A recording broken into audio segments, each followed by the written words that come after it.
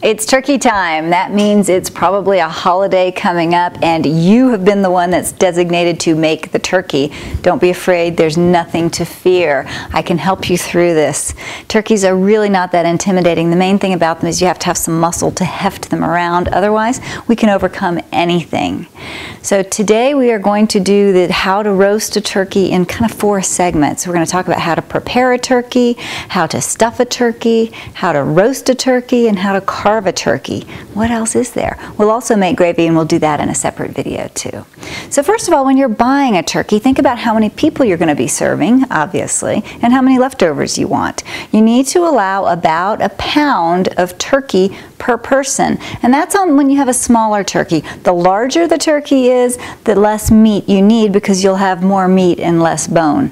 So if you get a 20-pound turkey, you only need about 3/4 of a pound per person.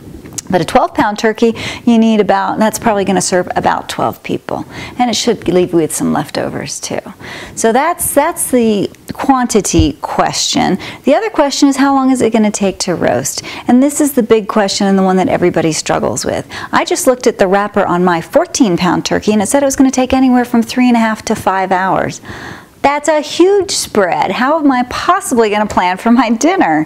What you need to do is keep an eye on your turkey. You've got to allow between 15 and 20 minutes per pound. Mine is a 14-pound turkey. I'm going to guess it's going to take about 4 hours in the oven, but I'm going to keep an eye on it. Turkeys are like teenagers. You can trust them, but if they're in the basement watching TV, you don't want to leave them alone too long. We're going to keep an eye on our turkey. We're going to keep checking the temperature. As soon as it's ready, we're going to take it out. It can sit for a good half an hour, 45 minutes or so before you carve it, and it's going to stay warm. So it's best to put it in early and get it out so you know it's done when the rest of the meal is ready and you've got hungry people coming over. All right, let's have a look at our bird. Okay, I've taken my turkey out of the package. This is an all-natural turkey, no hormones, no antibiotics, vegetarian fed, and I like that. You pay a little bit more, but it's a better bird, and you don't get all the chemicals involved with your conventional turkeys. So let's have a look at this guy. First of all, we've got this little plastic widget that sits on the end. This is to truss your turkey, meaning that it keeps the legs nice and close together during roasting and it helps roast more evenly. I'm going to take that off for now because I'm going to stuff the turkey and we need to get inside the stomach cavity. Now if you look in the cavity, first of all, let's look at the bird itself. I don't see any bruising. I see a nice skin that's intact. It looks like it's a good quality bird. That's important. But inside the stomach cavity, we have lots of goodies. First of all, we've got the neck, which is very attractive, and what I like to do with the neck is make my turkey stock with it. So I'm just going to put it in a saucepan and I'm going to add some water to it, and we're just going to boil that for a while and get some good turkey flavor in there. It's going to be part of our gravy that we're going to make later. So I have a look in there and make sure there's nothing else hanging out. Sometimes you'll find a little bag with the giblets. Giblets are the internal organs of a turkey, and sometimes they also put it here in the neck cavity. You see you've got your neck flap here, and nope, nothing in there. All right, no giblets today, which is just fine. Some people like to chop up the giblets, saute them, and add them to their stuffing. We're not going to do that anyway. So after I've had a look around, I'm going to give it a nice rinse in cold water. This is where your muscles come in handy. You take all 14 pounds of it over to the sink and just give it a good rinse inside and out.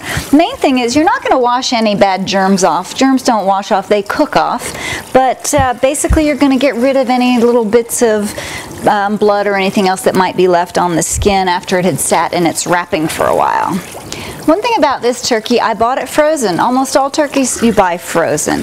It sat in the refrigerator for 2 days to thaw, and that's about what you need for a 14-pound turkey. So be sure to buy it in advance so you have enough time to thaw it before you want to cook it. Now that my turkey is rinsed, I'm just going to use some paper towels to pat it dry, just to get the excess water off. I don't want the turkey to steam in the oven.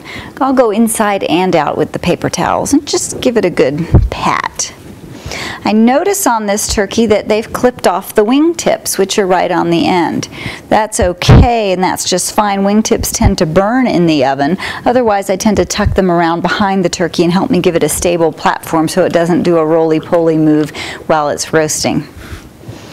Once I've patted it dry, it's ready to go in the oven. I'm going to stuff it first. If you don't stuff it, you can just brush it with oil, put maybe some aromatic vegetables, some celery and onion and carrot in the cavity just to give it a little flavor, and pop it in. But first, let's watch the video about how to stuff it, and then we'll get it in the oven.